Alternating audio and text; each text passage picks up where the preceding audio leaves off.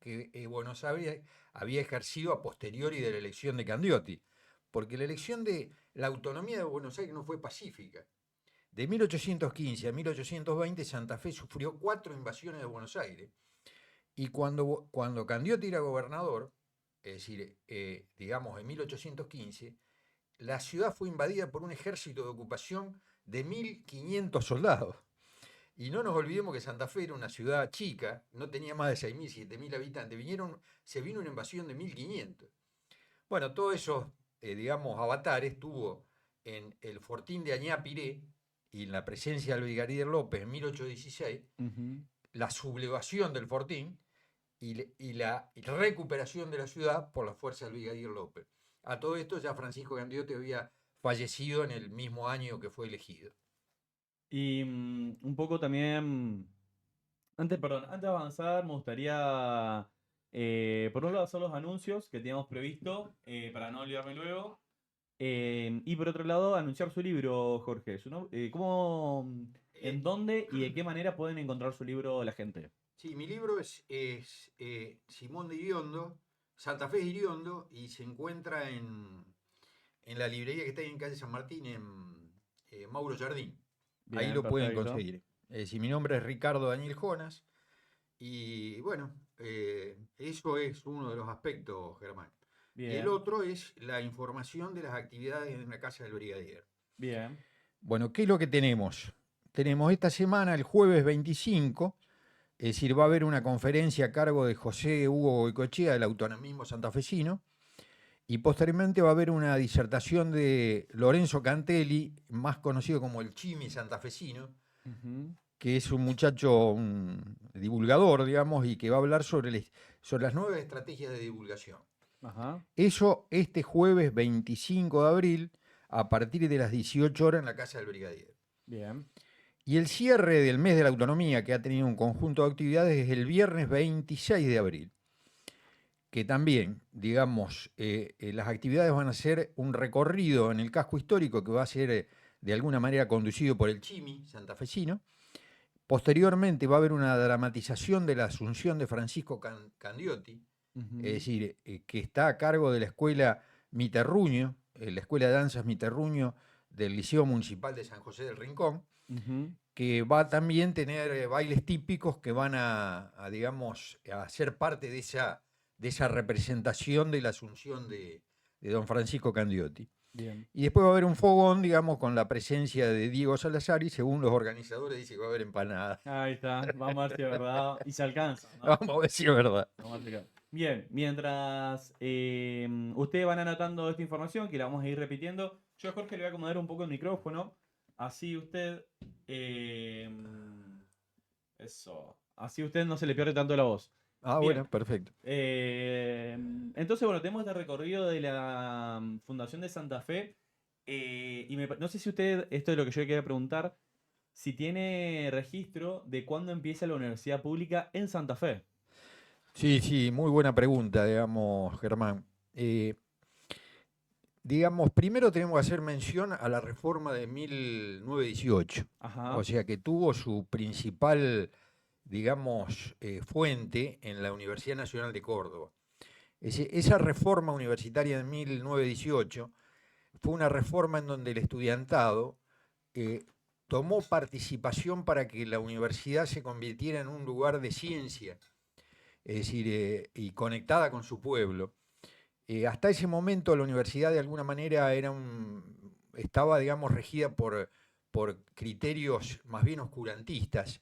Y lo que, digamos, por ejemplo, para que tengas una idea, Germán, y el público, es decir, en la Universidad de Medicina de Córdoba no se permitía la práctica con cadáveres, Mira. porque era, digamos, algo que iba en contra de principios arraigados, digamos, en la tradición, llamémosle, cultural de la época. La universidad reformista pretendía cambiar, pretendía digamos, la ciencia entrara a la universidad y por sobre todas las cosas que los hijos del pueblo, de los inmigrantes, pudieran acceder también a la Universidad Argentina, que no quedara restringida a las clases más pudientes. Bueno, esa reforma fue de alguna manera avalada, sostenida por el presidente Irigoyen, Es decir, el presidente Irigoyen en ese momento la avaló a la reforma universitaria y como primer hito de esa reforma es la creación de la Universidad Nacional del Litoral, que Ahí se va. crea en 1919. En Córdoba. No, la eh, Universidad Nacional del Litoral en Santa Fe. Acá en Santa O Fe. sea, al año de que se produce este estallido, digamos, entre comillas, de la reforma universitaria, el presidente Irigoyen crea la Universidad Nacional del Litoral, 1919.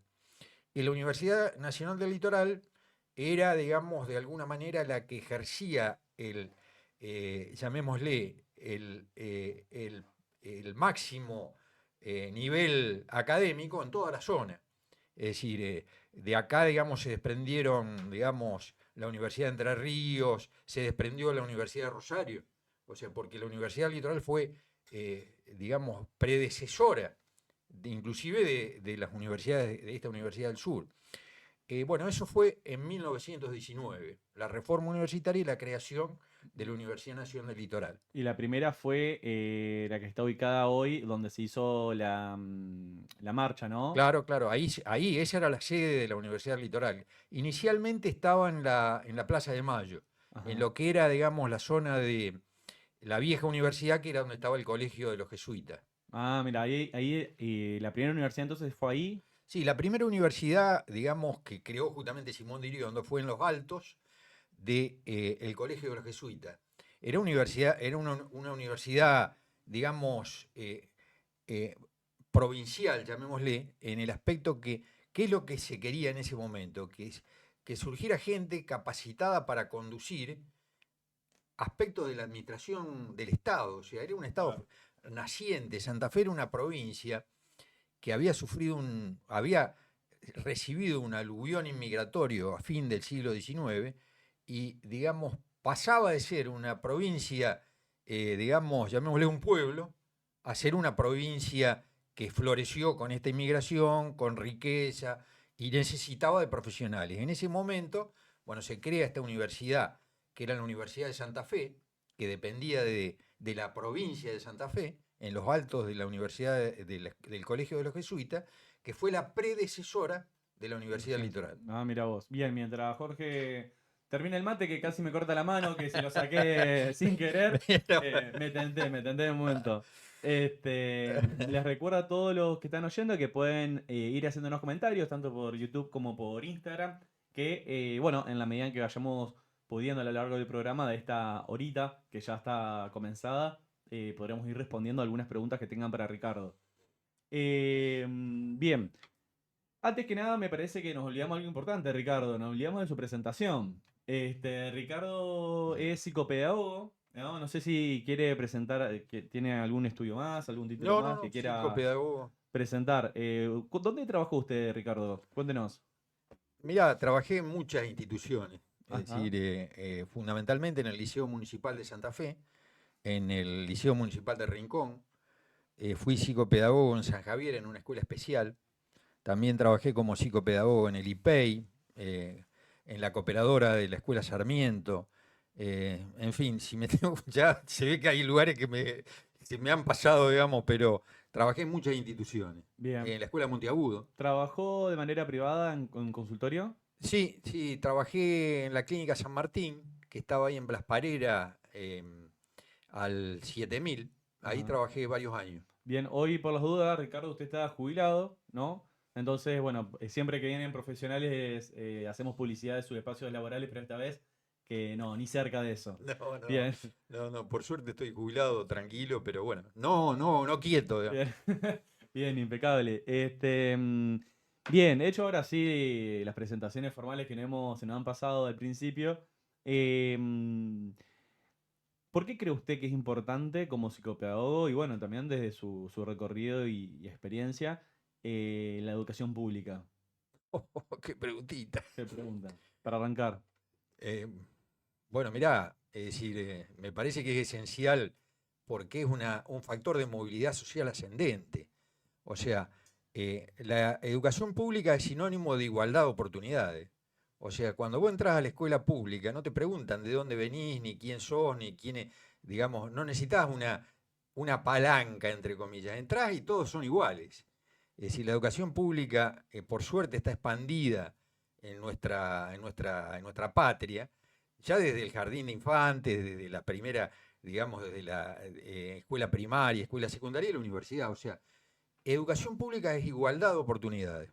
O sea, que nadie es más que nadie. O sea, lo dijo, está en el Martín Fierro. Mm. O sea, que todos podamos entrar y tener un mismo pie de igualdad. Nos sentamos, recibimos la educación de parte de un profesor y bueno, ahí cada uno se destaca por sus propios méritos, pero no por su patrimonio, su apellido, su etcétera, etcétera. Es decir, es igualdad, esencialmente es igualdad de oportunidades. Bien, y vos sabés que yo cuando dijiste igualdad de oportunidades me quedé con una, se me vino inmediatamente una pregunta que es, ¿igualdad es lo mismo que equidad? Yo siempre por ahí en situaciones de debate, estas cuestiones de igualdad social y demás, siempre me surgen estas cuestiones también que por ahí son cuestiones conceptuales tal vez, pero ¿la educación es a todos iguales o da equidad en términos de que todos puedan acceder a un servicio, por ejemplo, en este caso educación? Sí, sería muy desagradable que la educación hiciera a todo el mundo igual. Claro. O sea, porque sería como que tuviéramos que ser reproductores de lo que ya estaba de antes. No, creo que la educación es libertad. O sea, la educación te da la posibilidad de que cada uno saque de sí mismo lo mejor. Pero claro, es decir, no lo podés hacer solo sin una vida social. Mm. O sea, vos estás en una institución educativa con el apoyo de los docentes y a partir de ahí podés surgir, digamos, a proyectarte, pero necesitas una base. Y bueno, eso te da la educación pública, te da la educación en general, porque, Claro. digamos, nosotros tampoco tenemos que hacer un distingo entre educación pública y privada. Fíjate que un distingo que sea, digamos, que no corresponde, porque en la provincia de Santa Fe vos tenés educación de gestión estatal y tenés educación de gestión privada, pero que también es pública. O sea, las instituciones privadas no se mandan por sí mismas, sino que dependen de la provincia de Santa Fe, que es la que rige su currículum, rigen sus condiciones en fin, rigen la forma de que la institución privada, de gestión privada, es decir, tiene que trabajar. Pero también es parte de la educación pública, la educación privada. Bien. Y usted sabe que yo tengo el recuerdo como de una, no sé si es como, me quedó como un mito en mi cabeza, ¿no? Pero algo que nunca corroboré. A ver si usted me puede ayudar en esto, tal vez no. Tengo entendido de que la educación, más que nada, por más que sea privada o pública, uno puede acceder o sea, uno no se le puede negar el acceso a las clases. O sea, si una persona quiere ir a una clase y sentarse, por más que no esté cursando la carrera o lo que sea, como no se lo puede echar. ¿Eso es verdad o es una cuestión Sí, sí, sí, administrativa? no, hay en distintos niveles, por ejemplo, en la universidad la categoría del alumno oyente, que no sea la universidad estatal, Ajá. es decir, de acuerdo a la ley universitaria, digamos, de los años creo que fue del 90, es decir, se permitía, fue ya de la década, después del 2000, es decir, no me acuerdo exactamente la fecha, pero la ley universitaria permite que la persona asista como oyente, es Ujú. decir, con solamente presentar una nota, digamos, solicitándolo. O sea que cualquier persona puede concurrir a cualquier clase de la universidad y asistir libremente. Ahí está, Es decir, bien. en mi caso personal, Ajá. es decir, yo lo hice, digamos, quería concurrir a a las cátedras de historia americana, y bueno, lo hice ahí en la Universidad Litoral, en el Pozo, en la Facultad de Historia.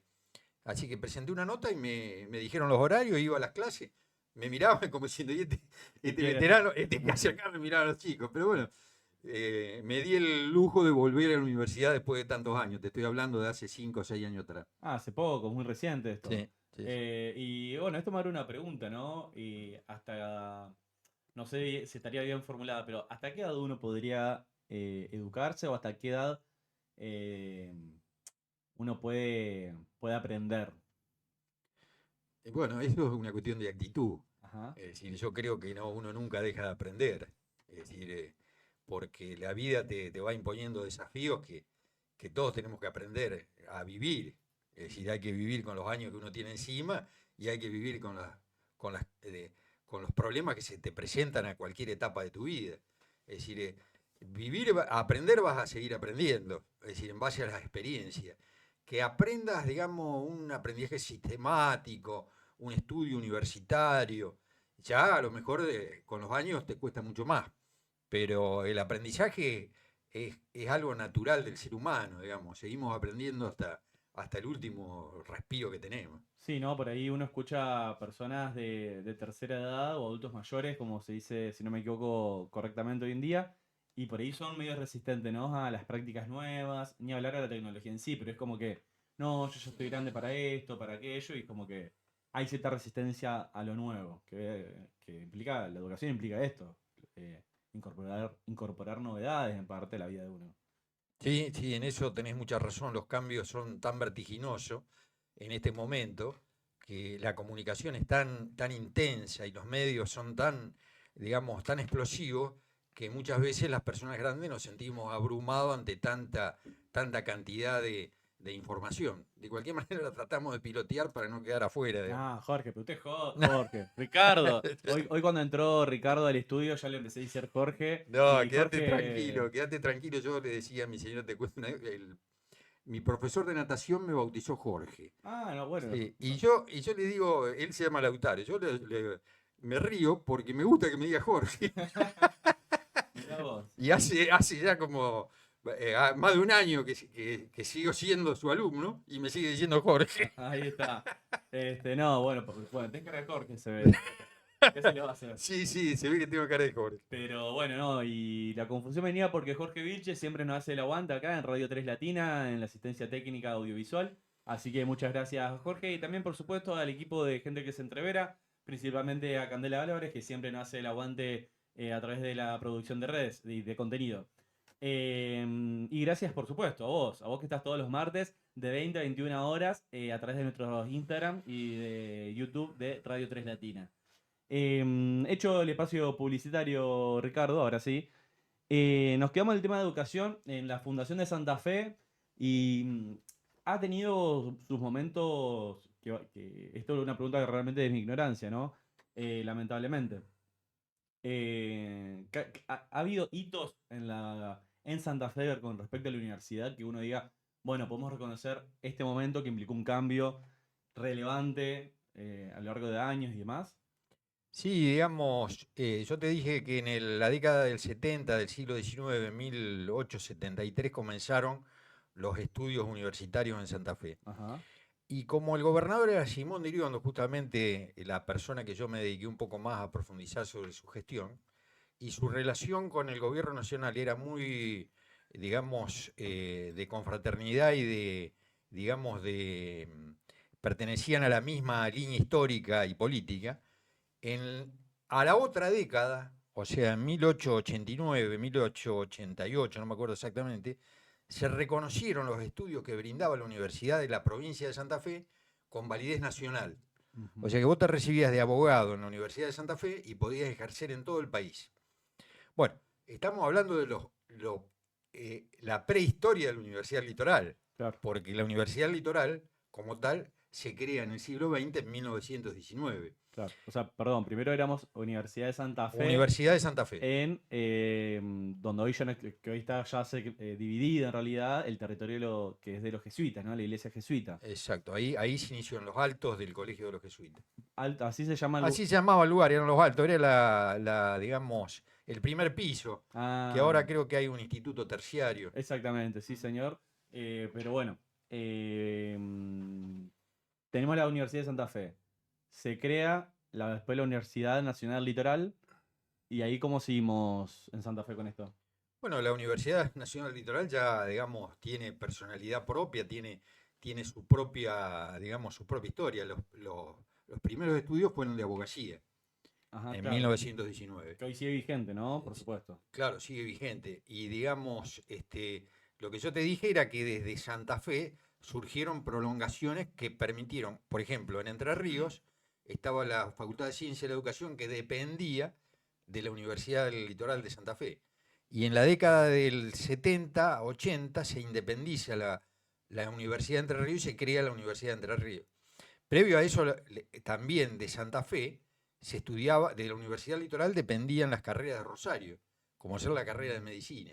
Claro. Posteriormente, la Facultad de Rosario toma su autonomía y que se crea la Universidad Nacional de Rosario, que hoy creería una de las más grandes del país. Ajá. Es decir, pero todas tuvieron como su punto de surgimiento en la Universidad Nacional del Litoral. Mira vos, no, qué tremendo, ¿no? Que por ahí Santa Fe haya sido por ahí. Va, al menos, no sé si todos los ciudadanos tenemos noción de la referencia de Santa Fe a nivel nacional, ¿no? Y a nivel histórico. O sea, hoy grandes universidades, como la Universidad Nacional de Entre Ríos, de Rosario, y entre otras que por ahí no se me escaparon ahora, surgieron desde como anexos de la Universidad Nacional Sí, Litoral. exactamente. ¿Y en qué momento se empieza, bueno, un poco ya yendo a nuestra rama de estudios, que bueno, para los oyentes que todavía no, o no nos conocen y que están hoy por primera vez, soy Germán Neri, estudiante avanzado de la licenciatura en psicología, y por eso la pregunto con Jorge, que es psicopedagogo, de en qué momento en las universidades habilitan los estudios de ciencias blandas, como se dijo hasta hace pocos años atrás, ¿no? De las carreras de humanidades. Eh, Porque al principio eran abogados, contadores, no sé qué alguna cosa más, profesor, Ujú. y no sé Sí, si había mucho más. medicina. Medicina. Sí, digamos, o sea, la formación docente fue de alguna manera prácticamente natural a la universidad. O sea, porque de las mismas universidades surgían los profesores que daban clase a posteriori. Claro. O sea, digamos, las ciencias de la educación se perfeccionaron como tales, es decir, a posteriori. Es decir, la década del 60, década del 70. Es decir, digamos, lo que yo quisiera más o menos hacer una breve descripción Ajá. es de cómo se fue dando la evolución de la educación pública. Ajá. A ver. Porque, digamos, inicialmente, en 1884, se aprueba la ley 1420 de educación común, gratuita, graduada y obligatoria. Bueno, esa ley es la que permitió que millones de niños y jóvenes se educaran en las escuelas públicas de la Argentina. Es decir, estamos hablando de 1884, ley 1420, que todavía, digamos, es un hito hoy día de nuestra historia educativa. Eso fue lo que permitió, de alguna manera, que nuestro país, que había sufrido un gran aluvión inmigratorio, se incorporara, ¿cómo decir?, con una identidad propia, porque los hijos de los inmigrantes comenzaron a concurrir a la escuela pública Claro. y aprendieron la historia argentina, digamos, se contribuyó de esa manera a que sean más argentinos. Es decir, eso fue en 1884. Escuela primaria, gratuita, obligatoria y graduada. ¿Mm? O sea, esos parámetros que se establecieron en ese momento aún siguen vigentes. Ujú. Posteriormente te dije la reforma del 18, que fue la Sí. que permitió que la universidad se abriera a los hijos también de la clase media. Y posteriormente otro hito fundamental fue en 1947 la creación de la Universidad Obrera. O sea, lo que hoy es la Universidad Tecnológica surgió como universidad obrera. O sea, los empleados de los talleres, los empleados de las industrias, los empleados de los mecánicos, tenían en la Universidad Obrera su lugar de capacitación. Es decir, por eso los horarios de la Universidad Tecnológica ahora siempre son posteriores a las 18 horas, porque recibían a las personas que trabajaban en los talleres. Eso fue un hito fundamental, o sea, el darle al estudiante, al trabajador, la posibilidad de acceder a estudios terciarios. Y el otro punto fundamental fue en 1949 que el general Perón estableció que la universidad iba a ser gratuita. O sea, se estableció que la gratuidad era un derecho inalienable de todos los argentinos. En 1949 están en la ley. Por eso es que nunca prosperaron los intentos de arancelar la Universidad Argentina. Es decir, que es uno de los riesgos que corremos, o sea, que se ponga un arancel para que cada uno pueda acceder a la universidad pública. Ujú. Porque si partimos del criterio de que todas las cosas tienen que autofinanciarse, o sea, que el Estado, digamos, no tiene que concurrir en apoyo a actividades como la educación, entonces vamos a llegar a la conclusión que cada alumno pague su matrícula. Claro. Es decir, eso es el arancelamiento universitario. Bueno, creo que la expresión de hoy, es decir, no me animo a decir, digamos, con gente, digamos, en las plazas, en la ciudad de Buenos Aires, es decir, prácticamente es decir, tomada por los estudiantes, por los padres de los estudiantes, por la ciudad de Córdoba, dice que había 80.000 personas que concurrieron a las manifestaciones. Creo que van a dar un punto, digamos, de inflexión de no avanzar en ese criterio de privatizar el sistema universitario argentino, que sería un gran retroceso porque, digamos, por todo lo que ya sabemos, es decir, la universidad argentina, es decir, está conceptuada como una universidad de calidad. O sea, no es que, digamos, sea el mendrugo de los mediocres, o como alguien dijo por ahí, que vas a caer en la educación pública como si cayéramos al medio de la nada. No, es decir, la universidad pública es una universidad de calidad. Es decir, no nos olvidemos que desde nuestra universidad salieron los premios Nobel, salieron, es decir, la investigación, el CONICET, es decir, en fin, es una universidad que está vigente, que es de calidad y que es accesible al pueblo. Y me quedo con esto, dos preguntas se me surgen con esto. Por un lado, no sé si querés te la hagas juntas o por separado. Sí, metele. Por un lado está el sistema de voucher que ofrece el presidente actual. Por ahí, no sé si tendrás alguna opinión respecto al tema. Y por otro lado, respecto a el tema de de la educación, la gratitud en la educación, el derecho. Y como pregunta para abrir debate, ¿no? También con los oyentes, por ahí si quieren también comentar por ahí en los comentarios o después en nuestras redes también nos pueden alcanzar sus opiniones. ¿Considera justo o se puede considerar justo de que personas que, por ejemplo, puedan pagar cierto monto de arancel mensual, porque, bueno, sus padres tienen el poder adquisitivo, es algo que las personas también trabajen, vayan gratis a la universidad? Me parece una muy buena pregunta. Yo creería, digamos, de que el criterio de la gratuidad debe ser el principio rector, pero me inclino, siempre pensé que el profesional tenía que tener una obligación social, tenía que devolver lo que había recibido. Es decir, porque de alguna manera el pueblo argentino es el que sostiene la universidad. Por supuesto. O sea, cada uno vos vas a pagar la yerba y pagás el 20% del IVA y eso es lo que es el presupuesto nacional. Por supuesto. O sea, Sí. el consumidor de yerba, de alguna manera, los que consumimos yerba, pese a que me dan mate y a veces no. Sí, me cuelgo, Ricardo. No, está bien. Somos los que sostenemos el presupuesto universitario. Por eso yo creería que debería existir alguna compensación para aquel que una vez se recibe, que devuelva con un servicio, con una actitud de servicio. Es decir, no me gusta que por ahí se diga de que yo me recibí de universitario y el país no me da oportunidad y con mi título de universitario me voy al extranjero. No me gusta porque no me parece que sea justo para con todos los argentinos que contribuimos para que ese profesional tenga su título. Claro, ahí entra lo que por ahí mucha gente dice, nada es gratis, ¿no? Y creo que está bueno esta cuestión o esta lógica de devolver lo que por ahí estamos debiendo en parte. Sí, digamos... Bueno, incluso para los extranjeros, ¿no? Ese es otro tema, me parece, que bueno, ahora tengo entendido que la salud está ya arancelada para los extranjeros. No sé si la educación. Sí, digamos, ese aspecto no lo tengo bien en claro, ¿no? Creo que no. Es decir, No, pero... todavía Jorge. Ahí tenemos a Jorge Vilche con aporte de hoy.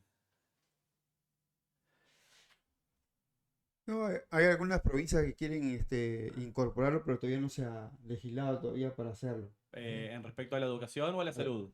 No, con respecto a la cobrar a los extranjeros. O sea, hay Bien. algunas provincias que quieren hacerlo, pero todavía no está legislado. Por ejemplo, las provincias más que todo limítrofes, Salta, Jujuy, esas cosas quieren incorporarlo, pero todavía no está definido todavía. Bien. Ahí tenemos el aporte de Jorge Vilche, técnico de audio por el momento, haciendo su aporte. Sí, digamos, yo con respecto a eso, Germán, pienso que, digamos, Argentina ha sido un país que, por ejemplo, mi abuelo era inmigrante de Italia. Ajá. Es decir, y digamos, la Argentina lo cobijó, lo hizo, digamos, vino con 5 años y a los 30 años era maquinista de una máquina diésel. O sea, imagínate vos lo que le dio a la Argentina, la capacidad de llegar al punto máximo, llamémosle en ese momento, de los transportes, que era la máquina la máquina del ferrocarril. Entonces, nuestro país siempre lo dice en la Constitución argentina para todos los hombres de buena voluntad que quieren habitar el suelo argentino. Ese principio me parece que lo tenemos que seguir sosteniendo. Y más que nada con nuestros hermanos latinoamericanos. Porque, digamos, nosotros tenemos.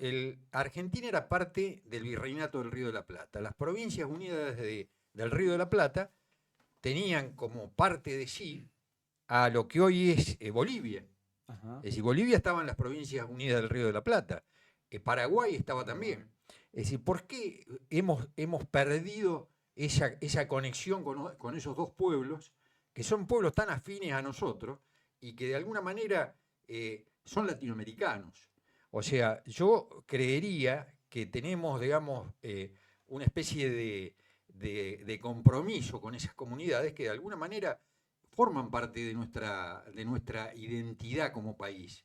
Es decir, y bueno, yo creo en una Argentina grande que tiene que dar cabida a todo el mundo.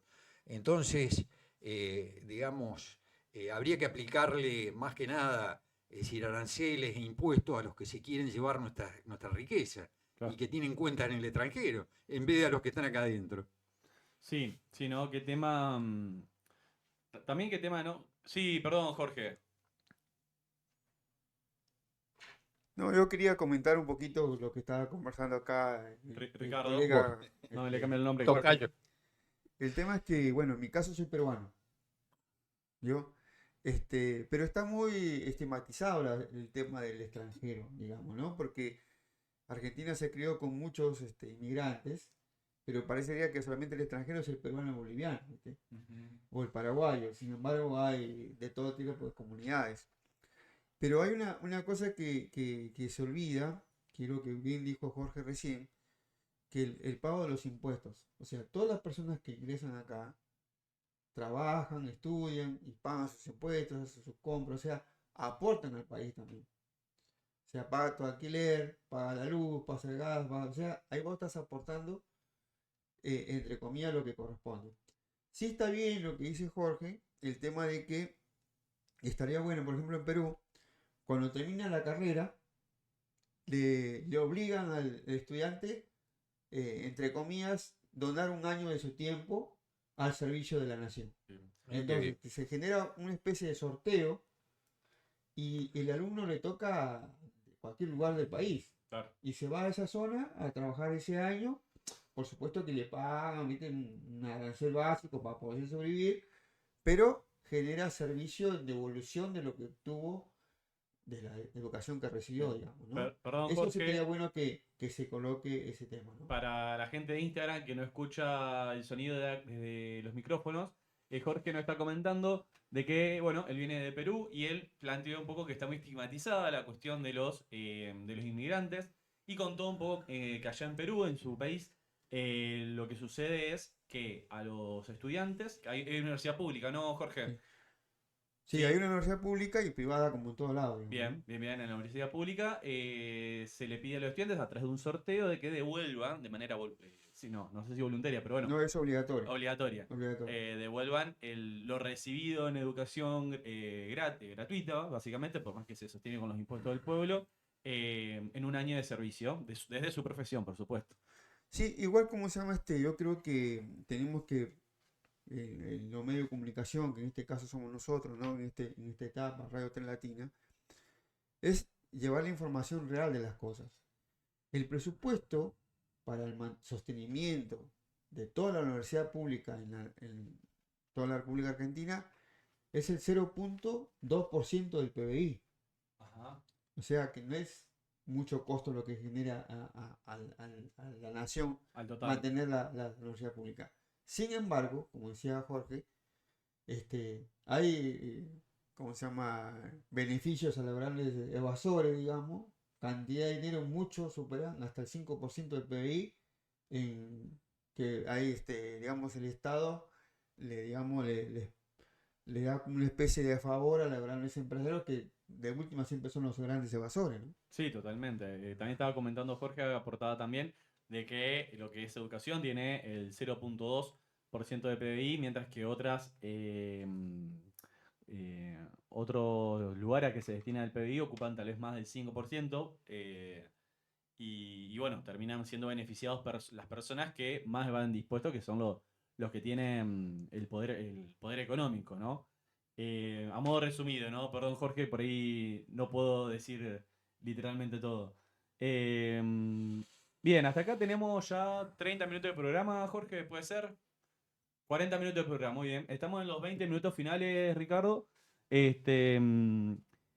No sé si te quedó algo pendiente de lo que estabas hablando del desarrollo de la educación pública hasta la actualidad, ¿no? Habías comentado, ¿no? Estos pasos eh, hasta la época de Perón, la gratitud educacional. No sé si nos faltó algo más. Sí, digamos, no, el principio de la gratuidad universitaria es de 1949 y es inamovible hasta ahora. Es decir, esperemos que siga así. Bien, ¿y no hubo alguna reforma más actual respecto a la educación? Sí, digamos, acá hubo una ley de educación del 2005 que estableció que la educación secundaria era obligatoria. ¿En O el sea, 2005 recién es obligatoria la educación secundaria? sí, sí, sí, se estableció que la educación secundaria era obligatoria. O sea, la obligatoriedad educativa no llegaba hasta el séptimo grado, sino que es obligación del Estado garantizar la educación secundaria a todos los habitantes del suelo argentino. Bueno, obviamente eso es un gran objetivo que sabemos que encuentra múltiples dificultades en Ujú. épocas de crisis que los jóvenes no concurren a las escuelas. Pero, digamos, como principio está garantizado por la ley de educación argentina. Bien, bien, bien. Y le pregunto también, Jorge, para arribar también a, bueno, el aviso ya están las preguntas finales, esto ya es segmento de programa ya, las preguntas de cierre. Sabemos cómo terminamos, no cómo empezamos al menos. Eh, Le quería consultar respecto a la obligatoriedad, ¿no? en la educación. ¿Qué sucede con esta cuestión eh, de que las personas accedan desde el lugar de siendo obligadas, básicamente, ¿no? Porque uno es pibe y como que te obligan a ir a educarte, por así decir. Y es como también contraparadigma en la educación, esto de la predisposición de estudiar o de que la persona quiera aprender y por otro lado la obligatoriedad de estar ahí. Sí, sí, hay un choque. Hay algo ahí. Bueno, digamos, evidentemente no me voy a ganar la aceptación de los adolescentes con lo que voy a decir, pero me parece que, es decir, el mejor lugar para un joven adolescente es en la escuela. Y si es obligatorio, el Estado debe garantizar de que el joven concurra y sea feliz dentro de la escuela, que tenga su lugar de capacitación y de alguna manera esté contenido. Es decir, sabemos, digamos, las dificultades que tiene cuando el joven no está, digamos, vinculado a un grupo social eh, positivo como es la escuela. Entonces, bienvenido sea ese tipo de obligación. Bien. Por más que los jóvenes me odien. No, sí, no, también no toda responsabilidad, hay responsabilidades es lo que nos permite vivir en sociedad y bueno, no todos nos gustan las responsabilidades a veces, pero es lo que da un poco de orden en parte. Pero sumando a esto, em, usted tiene 40, 45 años de laburo, ¿no? ¿O me quedé corto? No, no, sí, yo tengo 67 años y empecé a trabajar a los 18, así que ya ni me acuerdo, bueno, me jubilé a los 65, así que más Ahí de, está, un poquito más de 40, un poquito 42 más de 40, años, ¿sí? por ahí. 47.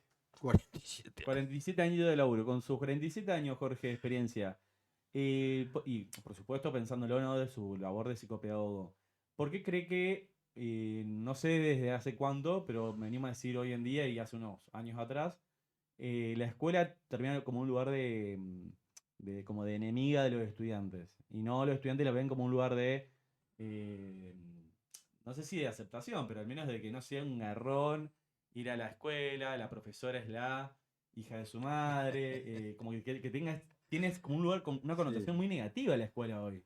sí, Primaria, sí. primaria no sé, pero al menos secundaria. No, no, evidentemente la educación tiene que ser algo significativo. Es Claro. decir, si la educación no es significativa, se convierte en una carga. Es decir, eso es una teoría que vos lo tenés que conocer, Germán, que es el aprendizaje significativo. Sí, sí, sí. O sea, que el alumno aprenda las cosas que le son significativas, para su vida, para su futuro, para su familia, para sus amores, para sus amistades. O sea, el aprendizaje tiene que estar vinculado a la vida. Es decir, ya sabemos lo que es el aprendizaje academicista, que es aprender de memoria nombres, apellidos, fechas, que no conduce digamos, a hacer que el joven se enamore del aprendizaje. Pero bueno, evidentemente no es fácil tampoco.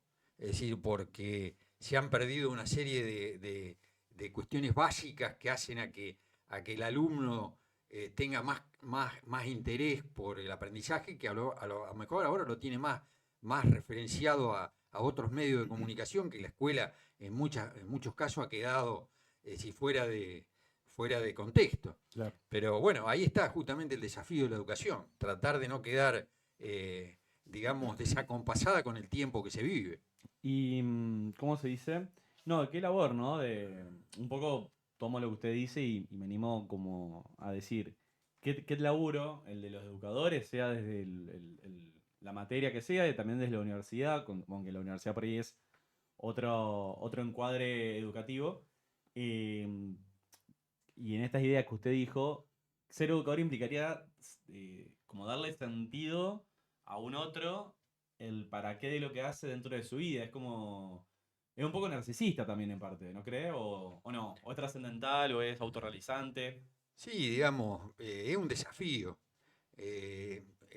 Vos lo dijiste con palabras muy significativas también, o sea, darle sentido a otro.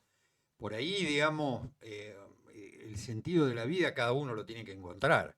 Es decir, es muy difícil darle el sentido desde afuera a una persona. Claro. Por más que, digamos, muchos quieran, es decir, darle el sentido de la vida a otro, cada uno busca su propio rumbo, porque desde que el mundo es mundo, el ser humano es libre y trata de en su libertad, en el libre albedrío, encontrar su vida.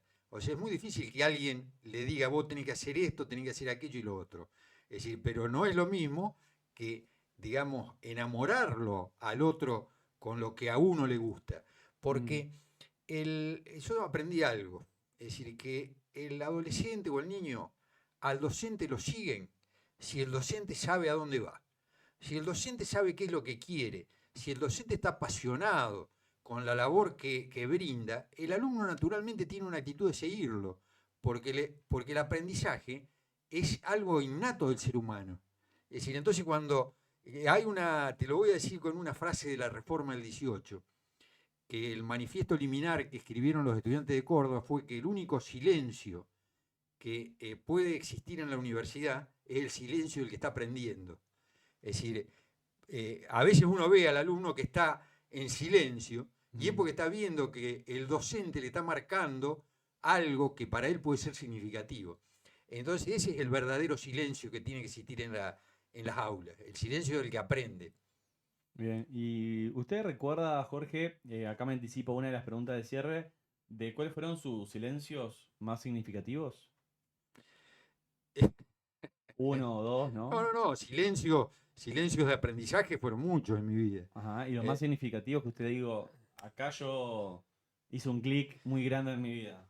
Sí, bueno, obviamente, yo soy de la década del 70. Ajá. O sea, cuando empecé a estudiar la historia argentina, llamémosle entre comillas revisionista, que ponía en tela de juicio la historia elaborada desde Buenos Aires con el criterio unitario, fue el primer clic de mi vida. O sea, ver que había otra historia, que no era la historia que me habían contado, la historia de que desde Buenos Aires era el único lugar en donde existía la cultura. Es decir, ahí me hice un enamorado de la historia de Santa Fe. Ese fue uno de los clics, creo, bastante significativos y que aún me mantiene en actividad pensando en ese tipo o sea, descubrirlo, por ejemplo, a Candioti, sacarlo del ostracismo, al primer gobernador de Santa Fe, para mí ha sido muy importante. Ahora va a salir una ley que establece, porque hay acuerdo legislativo de todos los bloques, ya fue presentada ahora hace 15 días más o menos. Ahora son sesiones que todavía no son las ordinarias. O sea, a partir del 1 de mayo comienzan las sesiones ordinarias y se va a tratar que es establecer que el 26 de abril sea el Día de la Autonomía de Santa Fe y que todas las escuelas lo tengan que tener incorporado a su currículum, digamos, a sus aprendizajes, con actos conmemorativos, porque, digamos, hacia nuestra identidad, saber cuándo nacimos como provincia. Bueno, ahora va a salir una ley. Bueno, ese fue uno de los clics que para mí aún hoy me mantiene, digamos, es decir, movilizado. Bien, bien, bueno, muchas gracias. Quería consultar antes de las preguntas finales si tenemos preguntas en Instagram, Cande, o algo a responder. Así que cualquier cosa nos van a ir avisando. Y ya cerrando el programa, Ricardo, le quería preguntar, antes de las últimas dos preguntas que están anticipadas, por lo que mi educación, o lo que yo recuerdo de mi educación, es que la escuela debe, las instituciones escolares deben, eh, no me acuerdo si la palabra era construir, pero bueno, deben formar ciudadanos. Eh, y creo que siempre hubo desde hace ya varios años esta cuestión de la diferencia, la distancia que hay entre la educación a nivel secundario con una educación, por ejemplo, ya sea terciaria o universitaria. Y yo me acuerdo que por ahí debatiendo en quinto año, hace ya unos 10 años atrás, eh, había surgido de que ¿por qué centrarse en la formación de ciudadanos y por qué no también en, ¿cómo se dice? En formar universitarios o en futuros universitarios. Y además, ¿por qué no dar lugar también a la formación de trabajos de oficio, ¿no? En donde, por ejemplo, a mí me hicieron test vocacionales, entre comillas, ¿no? Sin tirar bardo a la psicopedagoga del colegio de turno. Pero cuando me hicieron el test vocacional eran todas carreras universitarias, no había, puede ser carpintero, obrero, qué sé yo, un oficio, X. ¿No? No sé si tenés una opinión respecto a esto como psicopedagogo, ¿no? Calculo que habrás hecho muchos test vocacionales y demás. Sí, digamos, la cultura universitaria sería la cultura, llamémosle, el sumum, pero bueno, obviamente que tampoco en este momento, es decir, hay carreras que son posteriores a la universidad, pero digamos, el trabajo manual, el trabajo práctico, hay personas que tienen capacidades para otro tipo de actividades, que no sea la actividad intelectual, entre comillas, intelectual libresca. Claro. Es decir, tienen más capacidades para los trabajos prácticos.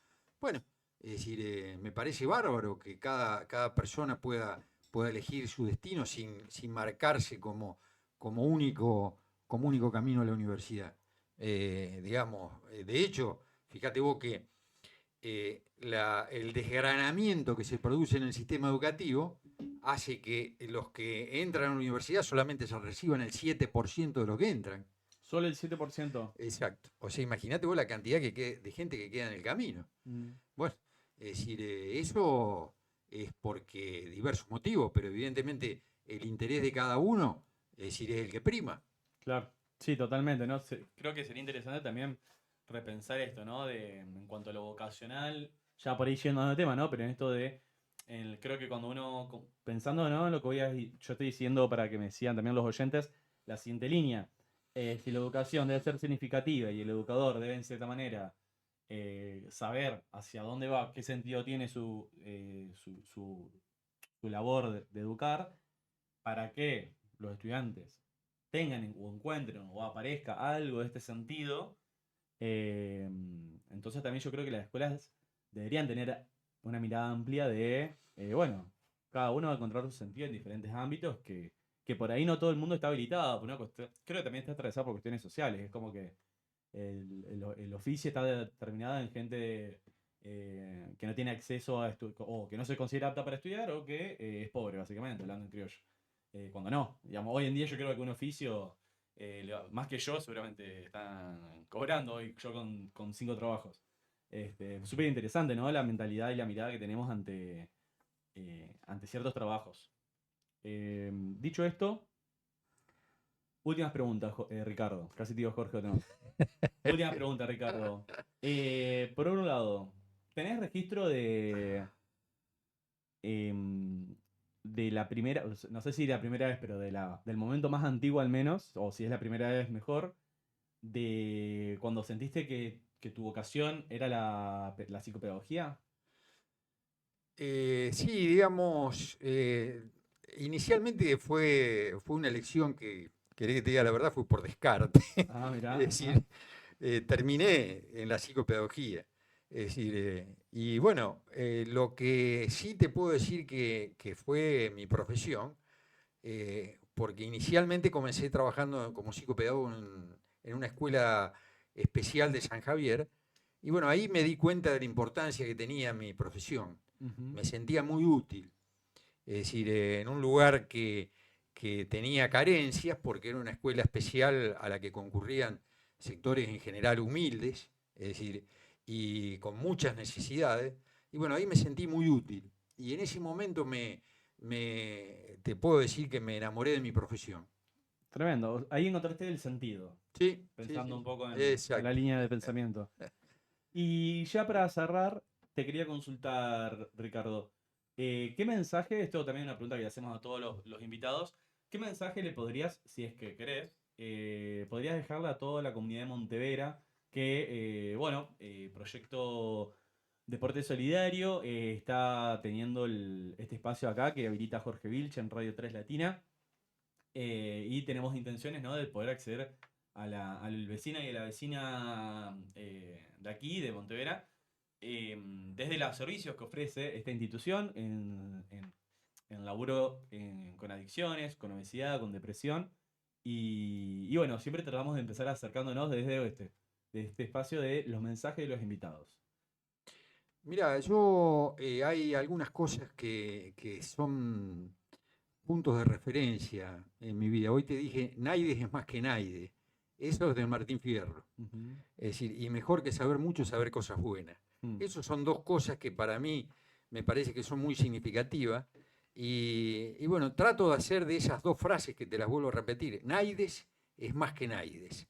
O sea, que ninguno es superior a otro por su nacimiento, ni por su dinero, ni por nada, sino que en la cancha se ven los pingos y cada uno tiene que demostrar que está en condiciones de tener su propia personalidad, su propia identidad y su propia vida. Y lo otro que mejor que saber mucho es saber cosas buenas, porque hay gente que sabe mucho, pero que no sabe cosas buenas. Mm. Entonces, yo no soy quien para decir cuáles son buenas o malas, pero trato de que, digamos, de hacer el bien. Y bueno, lo hago con mis propios criterios, ¿no es cierto? Que a lo mejor para otros no es lo que yo hago, no es el bien lo que yo hago, pero para mí es hacer el bien. Bien. Antes de despedirnos, Jorge, bueno, gracias, hermoso. Hermoso el encuentro de hoy. Los mates también que me criticaste de que te di uno cada tanto. Pero antes de terminar, me gustaría hacer un repaso de la fecha del Sí, cómo 26. no. Sí, sí. ¿Lo tenés en Sí, sí, lo mente? tengo bien en mente porque me digo que lo escribí yo. Ah, muy bien. O lo corregí yo. Bien, bien. Sí, la Casa del Brigadier, el viernes 26 de abril, a partir de las 18 horas, comienza con un recorrido por el casco histórico de la ciudad y a posteriori se hace una dramatización de la Asunción como gobernador en propiedad de don Francisco Antonio Candiotti, que va a estar a cargo de la Escuela de Danzas Miterruño de San José del Rincón, y a posteriori se va a realizar una presentación folclórica y una peña. Una suerte de peña. Bien. Exacto. ¿A qué hora empieza esto, perdón? A partir de las 18 horas, el viernes 26, en General López y 9 de julio, la Casa del Brigadier. Bien. Ricardo, Entrada libre y gratuita. importante detalle. Gracias, Ricardo, por el encuentro de hoy. Gracias por traer, bueno, este hermoso encuentro.